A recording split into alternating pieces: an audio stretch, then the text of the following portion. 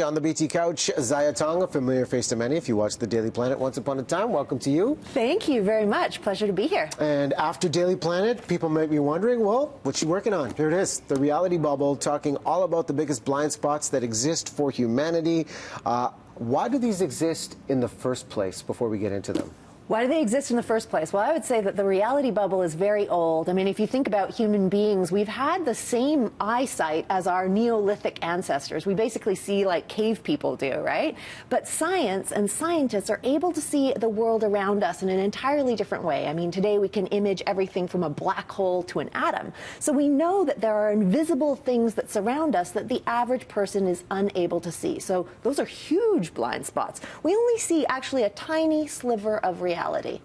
And when you talk about blind spots in the animal kingdom, there are some really interesting comparisons. Let's talk about the biological blind spot, humans versus some of the animals out there, the differences. Yeah, well, I mean, for example, when you're looking at the electromagnetic spectrum, we know that bees and eagles, for instance, can see in ultraviolet, right? We know that snakes can see in infrared.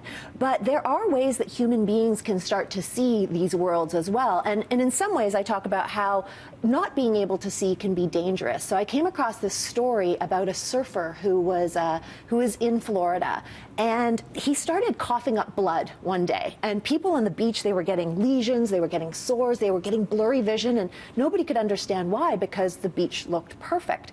So one night he actually took a UV lamp and he shone it on the beach, and the beach started glowing a bright orange, right? And this is something that the bees could have seen or the eagles could have seen, but would have been invisible to the naked eye.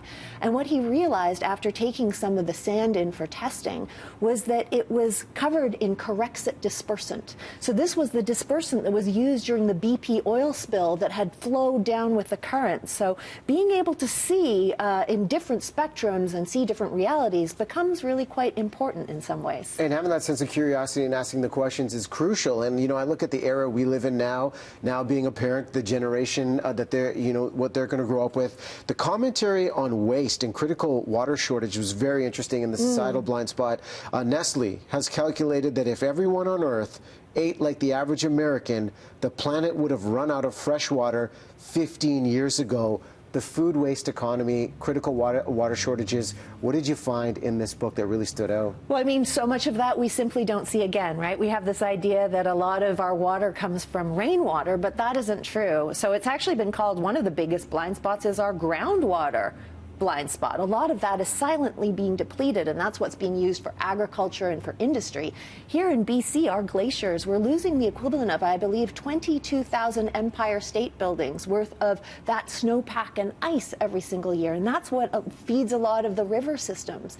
When you talk about waste, for instance, of course, in wealthier nations, quite often we don't see where our waste goes. We kind of flush the toilet, it all sort of flushes away, or we throw something in the bin. But if you look at places like India, I was actually reading an article in the New York Times, and it talked about how the Supreme Court there has actually said that the air traffic controllers are probably going to have to navigate the planes, the flight routes around the dumps, because the dumps in New Delhi are so unbelievably high.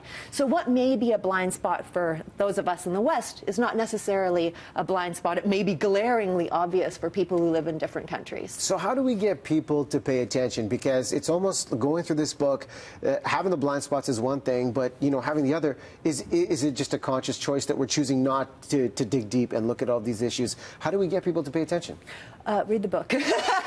No, but I also feel that, you know, some of these blind spots are inherent. They're biological. So there are some things that we simply can't see, and we have to learn to see how science actually reveals this whole other world to us, right? When I first started investigating this, there were two scientists, very famous ones, Van Leeuwenhoek, who discovered that there were microscopic particle, like, you know, animalcules, he called them. I mean, if you think about it, your mouth itself is host to an entire ecosystem, 20 billion bacteria in your mouth. You don't brush for 24 hours, that becomes 100 billion, right? So there's whole ecosystems that we just simply couldn't see originally.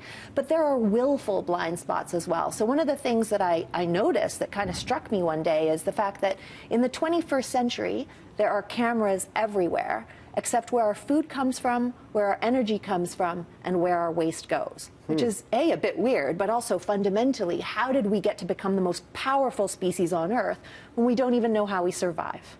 Well, as you touch on that, and I know we got to wrap for time, there's great commentary on government surveillance in this. One of the other things I want to throw out before we go, the IBM report 2012, each day the average person leaves behind a 500 megabyte digital footprint. Where's that information going? What does it say about our privacy? A lot of great conversations coming out of this book. It is called The Reality Bubble, Blind Spots, Hidden Truths, and the Dangerous Illusions That Shape Our World. Ziya, congrats on the book. Thank you so much. Keep writing. Thank you. Yeah. We'll take a break. Watch this.